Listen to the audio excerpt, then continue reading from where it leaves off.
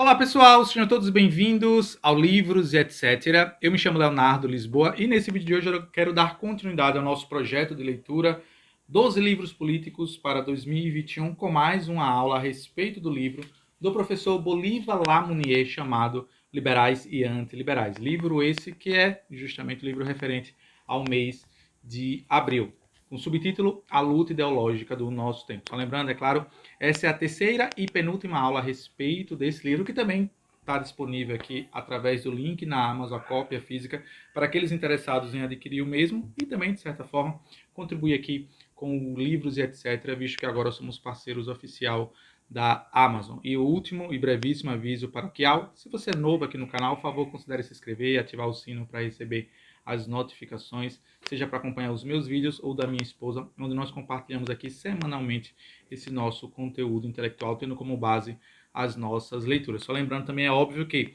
o link das aulas anteriores, da primeira, da segunda, da terceira, afinal de contas, essa quarta e penúltima aula, também está disponível aqui na descrição para que você possa justamente acompanhar aula a aula e entender em que ponto nós estamos nesse momento, já que hoje nós iremos falar, dando continuidade em definitivo aos capítulos anteriores, a respeito do ídolo do teatro. E aqui é breve, é necessário também fazer uma brevíssima revisão a respeito do que vem a ser esses ídolos, cuja qual o professor Bolívar Lamounier aborda no seu livro. Ele tem como base uma hermenêutica construída pelo Francis Bacon, filósofo inglês, lá em 1620, uma obra chamada Novum Organum. Na primeira aula nós falamos sobre os ídolos da tribo, que é aquela ideia de sentimento, paixão, de pertencer a uma tribo e comprar as ideias daquela mesma tribo. Na segunda aula nós falamos acerca dos ídolos do mercado, ou seja, aquelas ideias que parecem ser muito facilmente vendáveis à sociedade, no sentido de elas são facilmente, como é que eu posso dizer, compartilhadas no seio da sociedade e muitas pessoas compram. Não, é o ídolo da caverna. Não precisa parar não. Mas antes de adentrar no tema central dessa nossa aula de hoje, que são os ídolos do teatro, acredito eu ser necessário fazer uma brevíssima revisão sobre os dois ídolos anteriores. O primeiro, o ídolo da tribo, que nós vimos, que é aquela ideia dos sentimentos, paixões, que nos movem a comprar aquelas mesmas ideias apenas por pertencermos a determinado grupo ou a determinada tribo ideológica. Na aula passada, a respeito ainda sobre o ídolo da caverna, tendo como base justamente a alegoria da caverna escrita por Platão, é aquela ideia de que nós compramos, ou que muitas das pessoas compram as ideias, conhecendo tão somente as sombras que são apresentadas a elas, e não vão até o fundo, até o final daquela linha de raciocínio, daquele pensamento filosófico, para conhecer de fato aquilo que dizem defender. E na aula de hoje, dando continuidade ainda a essa construção hermenêutica do Francis Bacon, filósofo inglês, que lá em 1620 cunhou essa ideia dos ídolos, né, do próprio Bacon, cuja qual o professor Bolívar faz referência. Hoje nós iremos ver os ídolos do teatro, que em brevíssimas palavras o professor Bolívar explica da seguinte forma. Permitam-me ler na íntegra. Abre aspas. Os ídolos do teatro solapam o nosso senso crítico e nos induzem a aceitar certas ideias e teorias, não por seu valor intrínseco, mas pelo pretenso saber de quem as enuncia. E também é válido pontuar que a base central desse livro do professor Bolívar são justamente os três regimes que ele coloca em contraposição, né? Dois deles antiliberais e um propriamente liberal, que são o fascismo, comunismo e nazismo. Ele coloca todos esses três no mesmo espectro político, e o liberalismo em contraposição naquilo que ele chama da luta ideológica do nosso tempo, essas ideias liberais e antiliberais. Pois bem, agora em definitivo, feito todo esse preâmbulo, apenas para que vocês possam retomar a linha de raciocínio que já foi abordada nas duas aulas anteriores. Não recomendo de forma alguma que você assista essa aula sem ter visto as duas aulas anteriores, que estão disponíveis aqui mesmo na descrição desse vídeo. Podemos, de fato, agora iniciar a nossa aula nesse terceiro e penúltimo capítulo, chamado Identificação, Recriação e Purificação, ou assim chamado Os Ídolos do Teatro. O professor Bolívar Lamounier inicia mais uma vez de forma brilhante e assertiva, dando o tom do que vai ser discorrido, ou melhor dizendo, transcrito aqui no livro a seguir, que eu humildemente compartilho com vocês. Ele fala o seguinte: ídolos do teatro, abre aspas, como se recorda, são pensadores em relação aos quais tendemos a mostrar uma deferência excessiva. Então, se você é, assim como eu, uma pessoa que observa o cenário intelectual, político, filosófico, sociológico, até mesmo cultural, talvez já lhe tenha vindo à mente alguns desses indivíduos, ou de algum desses pensadores, ou desses intelectuais, que muitas das pessoas são aquelas que desprendem uma deferência excessiva.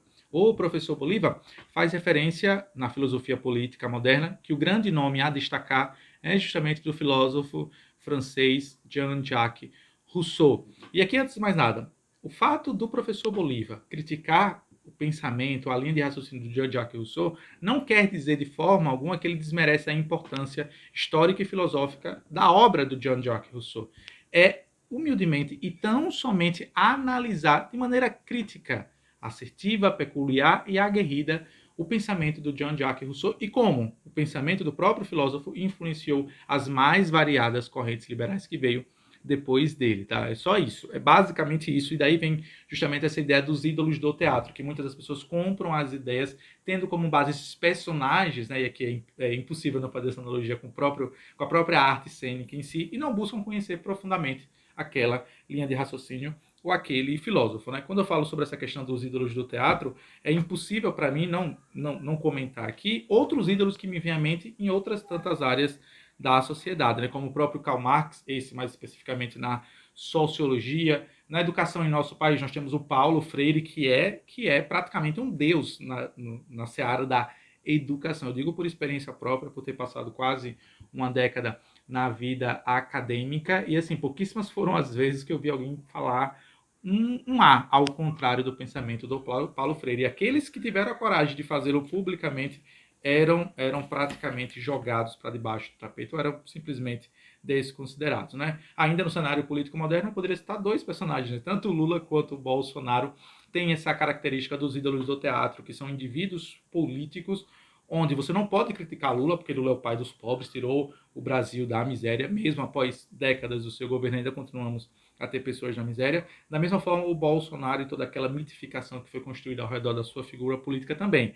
Hoje, aquelas pessoas que dedicaram o voto a Bolsonaro e que não estão satisfeitas ou que acham que o governo do Bolsonaro é aquém daquilo que ela esperava, ao simplesmente tecer crítica ao governo Bolsonaro ou às suas políticas praticadas e engedradas pelo próprio governo Bolsonaro, essas mesmas pessoas são atacadas por aquelas pessoas que eram simpáticas à sua própria ideia de defender as ideias do governo Jair Messias Bolsonaro. Então, apenas para vocês compreenderem, trazendo, claro, para o mundo um pouco mais factível essa questão dos ídolos do teatro. Mas, retomando ainda para o Jean-Jacques Rousseau, ele era um filósofo considerado por muitos um dos precursores do pensamento romântico ou do pensamento romancista e que influenciou as mais variadas correntes ideológicas que vocês possam imaginar, inclusive correntes essas que são diametralmente opostas na organização ou na estruturação da própria sociedade, né? E o Jean-Jacques Rousseau, como diz o próprio professor Bolívar, foi uma espécie de, digamos assim, de adivinho ou de oráculo de como seria a sociedade moderna, o futuro da sociedade e aquela ideia da solidão na sociedade moderna, que mesmo que nós estivéssemos cercados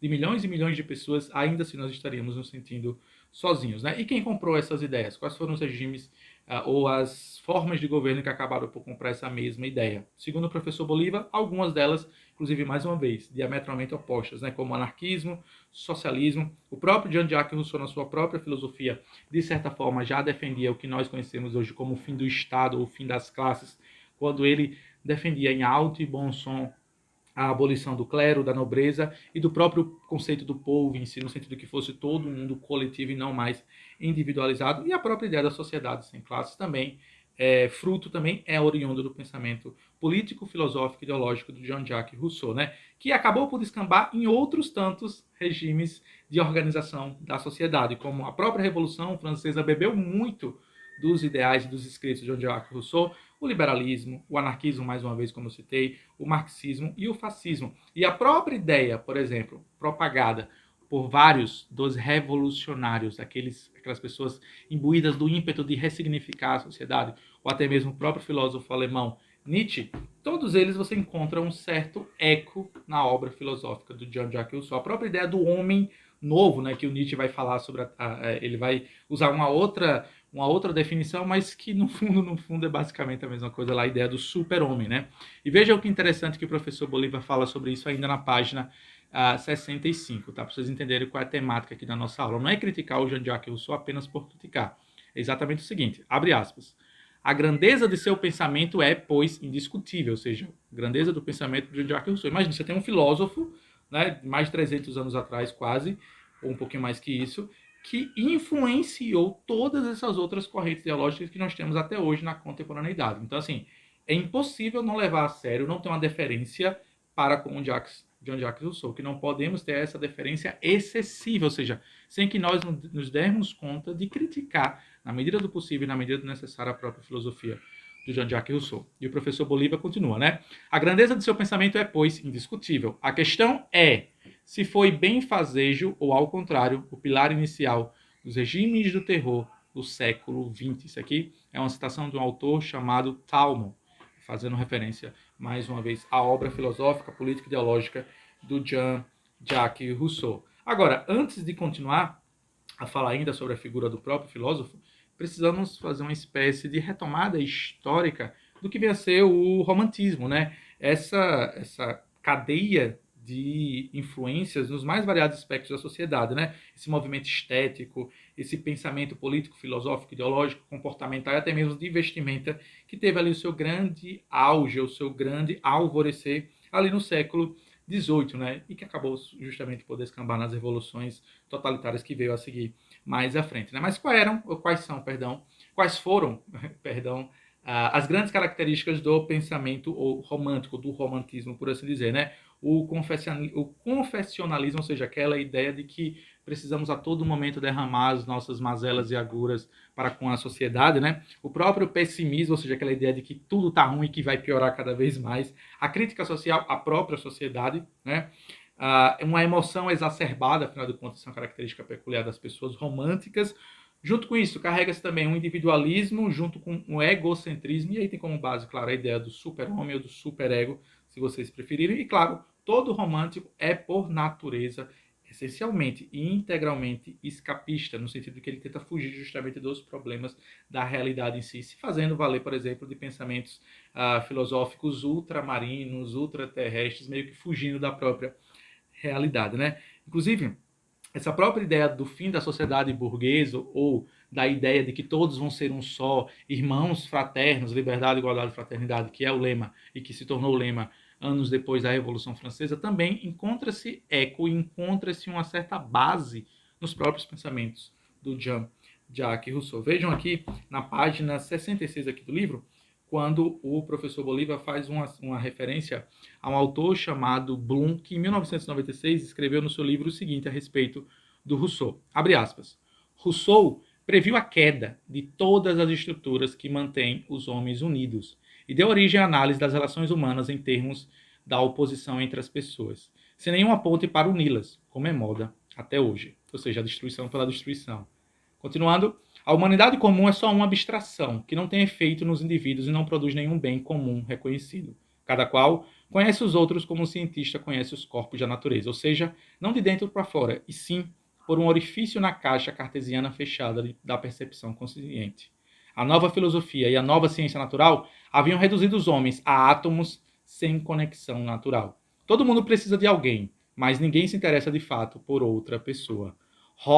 Thomas Hobbes, disse que todos estão naturalmente em guerra contra todos. Para quem não lembra, Thomas Hobbes é o famosíssimo pela frase de que o homem é o lobo do próprio homem, né? E uma ideia de que se não tivesse um Estado ou um Leviatã, as pessoas elas acabariam findando justamente com suas próprias vidas e matando umas às outras. E por isso aí tem a necessidade de justamente um Estado gigante controlar os impulsos da sociedade, ou melhor dizendo, do indivíduo e, consequentemente, da sociedade. E o autor continua e caminha para o final. A sociedade civil e as relações entre os homens dentro dela são apenas extensões daquela guerra por meios pacíficos, substituindo o combate mortal por diversos tipos de competição e exploração. A ideia da luta de classes aqui já presente no Rousseau. E o autor continua: a relação básica é constituída por contrato, Ou melhor, é uma relação entre dois indivíduos que continuam a ser indivíduos, os quais estão firmando um contrato que só é válido enquanto contribui para o bem-estar individual de cada um. Os laços entre eles são artificiais e calculados, e o que é mais importante, são experimentais. Nessas condições, o sistema de defesa do homem está sempre alerta. Então, assim, é impossível você não ler, ou melhor dizendo, você não ouvir isso que eu acabei de ler a vocês, e fazer inúmeras, quase que uma dúzia de associações com o próprio pensamento marxista. Né? Afinal de contas, Jean-Jacques Rousseau é considerado por muitos como o profeta da revolução, né? Essa ideia do Deus de duas faces, é olhando o passado com um olhar um pouco, digamos assim, enviesado, ignorando os erros do passado, odiando o presente na esperança de um futuro salvífico, de um futuro paradisíaco, ou seja, trazer a própria ideia do paraíso celeste divino para o ambiente terrestre. Né? Sejam as ideias do Karl Marx ou até mesmo do próprio Rousseau, todas elas conseguiram encontrar um certo alívio, uma certa aceptabilidade nos mais variados regimes políticos, sejam eles à direita ou à esquerda. Né? Note que nós estamos falando aqui sobre essa contraposição entre regimes liberais e antiliberais. É claro que os regimes antiliberais, muito mais em grandíssima medida, por exemplo, como o fascismo, o comunismo e o nazismo, todos eles bebem dessa mesma fonte.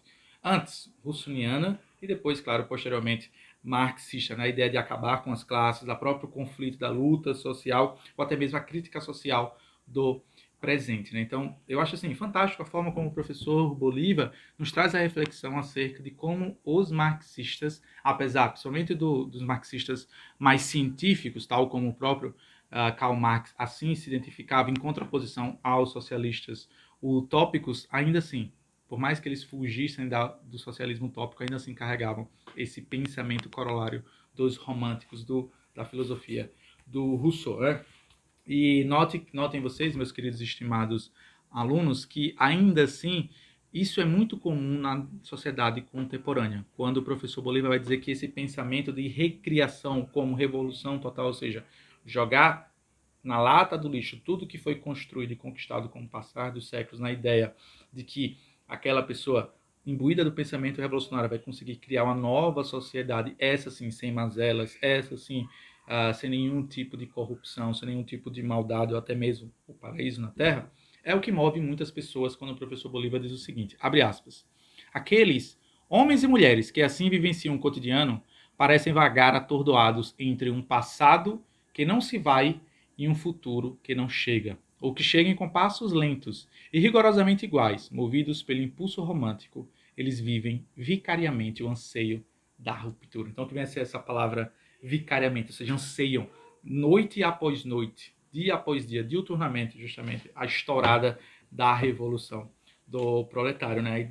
Na esperança, claro, da purificação da sociedade. Agora, válido aqui abrir um parênteses brevíssimo, que todos aqueles que defendem essas ideias acreditam serem os agentes, ou os vetores, ou até mesmo ser o indivíduo que vai motorizar essa revolução do proletário em si mesmo, na contemporaneidade, como hoje nós vivemos. Né? Ninguém vai querer, uma vez estourada a revolução, ficar tão somente em casa, sentado, esperando chegar aos louros. Não. Você lutou pela revolução, você vai querer simplesmente tão somente ocupar um lugar de prestígio uma vez estourada a revolução. Ou seja, é aquele conflito constante, né, entre o desejo ardente de participar da revolução e, sem, antes de mais nada, observar quais foram os resultados das revoluções passadas.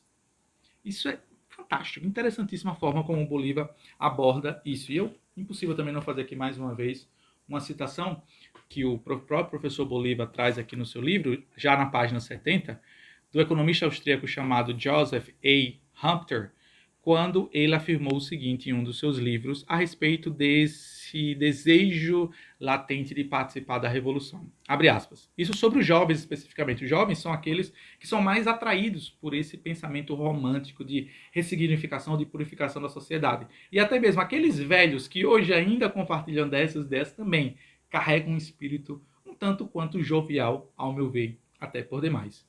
Abre aspas, voltando agora à referência, à citação do Joseph A. Schumpeter, economista austríaco. Abre aspas, palpitando de impaciência para entrar na liça, desejando ardentemente salvar o mundo, desgostosos dos tratados teóricos, de indescritível tédio emocional e intelectualmente insatisfeitos, incapazes de atingir a síntese por seus próprios esforços, em Marx, eles encontram tudo o que desejam. Lá está a chave para os mais recônditos segredos, a varinha mágica, que explica os grandes e os pequenos acontecimentos. Um esquema explicativo que é, ao mesmo tempo, ultra geral e ultra concreto. Já não precisam sentir-se fora dos grandes acontecimentos da vida. Qualquer um de vocês, meus queridos e estimados alunos, que já teve a oportunidade de conversar com um jovem comunista, socialista, vai perceber esse mesmo desejo ardente de participar da revolução, na ideia de que ele não quer ser uma pessoa anônima enquanto ele estiver aqui na Terra. Ele quer, de alguma forma, deixar o seu nome marcado na história do mundo, na história da revolução. Mas sem, antes de mais nada, se preocupar em estudar ou buscar conhecer quais foram os resultados das revoluções de épocas passadas ou de épocas anteriores. Bastamos observar aqui algumas revoluções que eu fiz aqui, que eu tomei nota, né? Revolução Cubana, que assassinou homossexuais, assumidamente homossexuais, criou campo de reeducação sexual para homossexuais, e hoje em dia você vê gays, homossexuais e o movimento LGBTXYZ como um todo endeusando figuras como Che Guevara e a própria Revolução Cubana, né? A Revolução Russa de 1917 também, que dizia-se que iria acabar com a própria miséria da sociedade russa, depois instaurou uma miséria ainda maior do que a que havia antes no Império dos Romanovs. Na Revolução Francesa, que prometeu liberdade, igualdade e fraternidade, que não entregou nenhuma coisa e nem outra coisa, a não ser escravidão, uma igualdade que não foi alcançada de forma alguma, porque outras classes, após a queda da monarquia, outras classes foram construídas, e que fraternidade era essa que derramou sangue nas ruas e nas vielas da França. E a própria Revolução Chinesa, com a própria ideia lá do Mao Tse-tung, do grande salto adiante, né? Great Leap Forward, vamos industrializar a China. Conseguiram industrializar a China de certa medida, mas com o sacrifício e com o assassinato sistemático de milhões e milhões de chineses que foram ceifados, tiveram sua vida ceifada nesse processo revolucionário, né? Porque pouquíssimas pessoas, infelizmente, até hoje, aqui, mais uma vez, né, é impossível não concordar integralmente com o professor Bolívar, né? E quando você lê, por exemplo, o Karl Marx, e eu já tive a oportunidade de ler em grandíssima medida e com uma certa profundidade, e aqui abro um parênteses para fazer a recomendação de um curso que eu lancei alguns meses atrás chamado Marxismo Desmascarado, onde eu justamente abordo o Manifesto do Partido Comunista em contraposição com outras obras liberais, especificamente da Escola Austríaca de Economia, onde eu faço um contraponto. Aí Marx disse isso aqui não deu certo, vamos olhar agora o outro lado da história. É um curso onde eu explico, em outras palavras, que o próprio Marx afirmava nos seus escritos filosóficos, ideológicos, políticos, que depois ele veio a dizer o que ele mesmo disse anos anteriores, que a revolução era inevitável. Pois, se a revolução era inevitável, por que trabalhar para adiantá-la? Né? Enfim, essa é uma só, tão somente das contradições presentes no pensamento marxista, mas aqueles interessados em conhecer um pouco mais profundamente as minhas críticas ao regime marxista, que não é o tema central dessa aula, eu vou deixar aqui na descrição desse vídeo o link do curso chamado Marxismo Desmascarado, ou Desmascarando o Marxismo. Né? Porque essa ideia salvífica, que é comum tanto ao pensamento filosófico do Rousseau quanto dos marxistas, de que Deus está entre nós, de que um ente humano, né, de que um ser humano tem a mentalidade e toda a inteligência divina para conseguir conduzir os rumos da nação, é justamente aquela ideia também escrita de maneira assim primorosa pelo próprio economista austríaco Schumpeter, que eu acabei de citar alguns minutos atrás, quando ele diz o seguinte, né? Abre aspas. Isto teria sido suficiente se o nosso propósito fosse de provar que o marxismo é membro da família das crenças na volta de Cristo ao fim do milênio.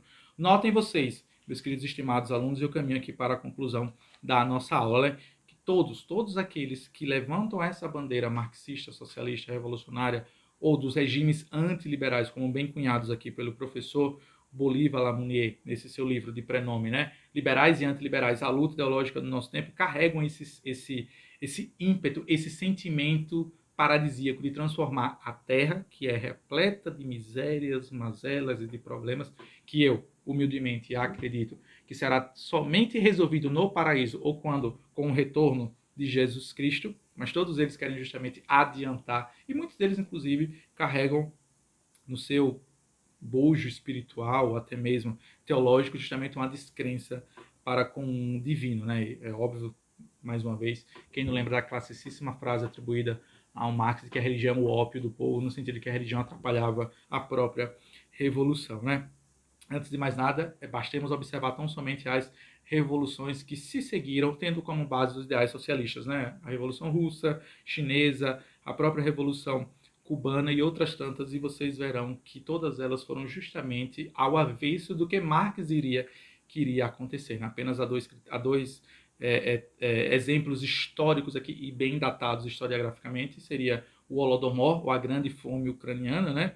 E também, é óbvio, a Grande Fome que aconteceu na própria região da China, quando Mao Tse-tung chegou ao poder e colocou em prática a sua ideia de industrialização da China, no chamado Great Leap Forward, o grande salto adiante, que ele queria fazer um plano quinquenal de industrializar a China, 50 anos de industrialização da China, então somente 5 anos. Né?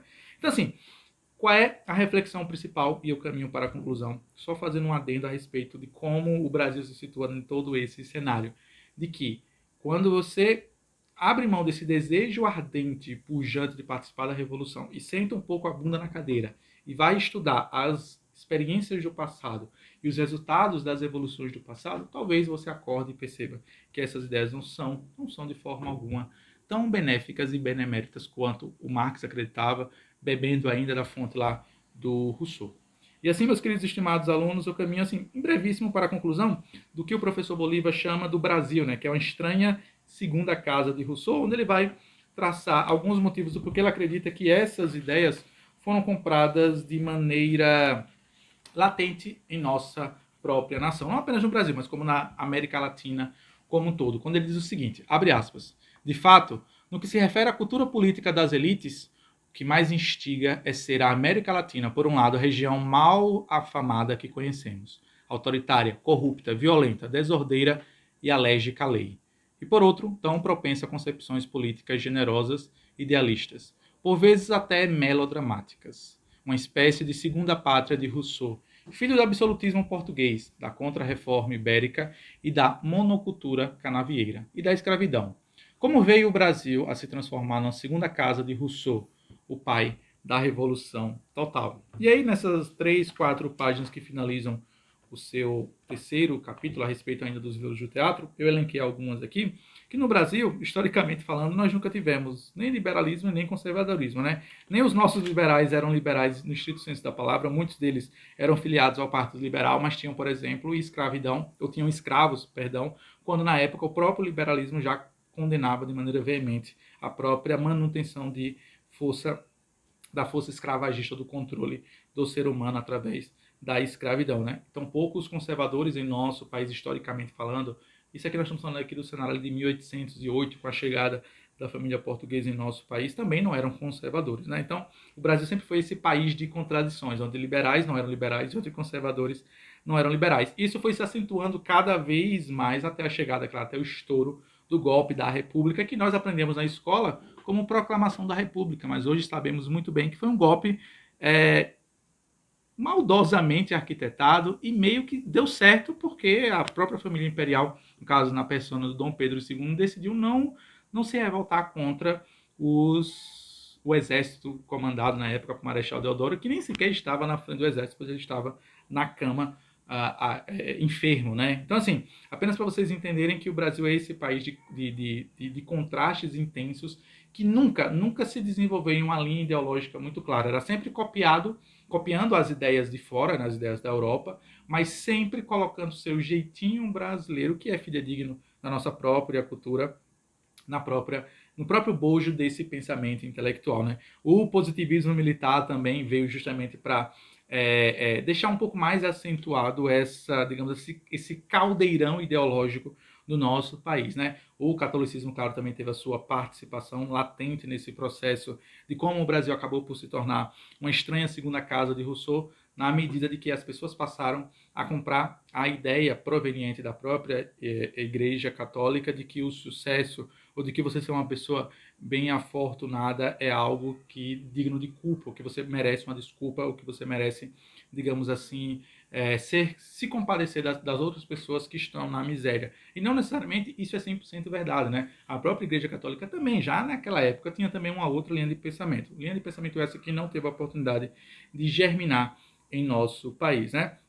Aí logo depois do golpe da República passou-se aí uns 30, 40 anos de, digamos assim, um abismo intelectual dos próprios militares em nosso país. Enquanto isso, os comunistas ou as pessoas de esquerda foram estudando por fora e foram justamente ocupando os mais variados espaços sociais. Isso acabou se acentuando ainda mais após 1960, né, ali na segunda metade do século XX, após o golpe militar, que acabou levando os militares ao poder, mas os militares, com aquele pensamento positivista lá do Auguste Comte, não se preocuparam em ocupar os outros espaços sociais esses importantíssimos para justamente incutir na própria sociedade o desejo revolucionário, que foi o que a esquerda fez de maneira assim, de maneira exemplar, e que, claro, ao meu ver, serve como lição para nós liberais, né? E, claro, isso são vários momentos históricos do professor Bolívar, e ele conclui, claro, na própria ideia dos diretas, já passando aqui, claro, lembrando que é só um recorte brevíssimo histórico desse momento de como o Brasil é, até hoje, segundo o professor Bolívar, uma segunda casa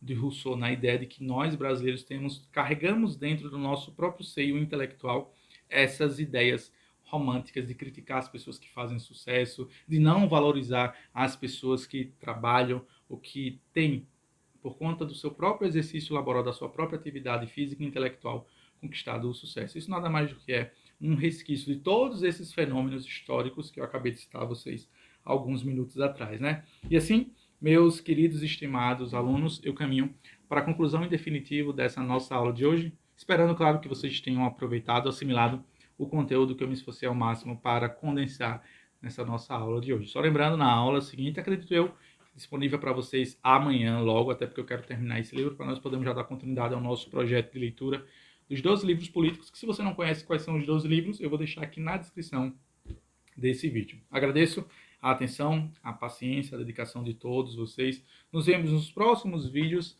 se Deus assim nos permitir. Gostou do vídeo? Por favor, considere deixar seu like, comentar, compartilhar. Link do livro, da cópia física na Amazon, está disponível aqui para vocês. Assim também como o meu próprio curso Desmascarando o Marxismo e Suas Ideias, caso vocês queiram se aprofundar um pouquinho mais sobre o que eu falei acerca do marxismo.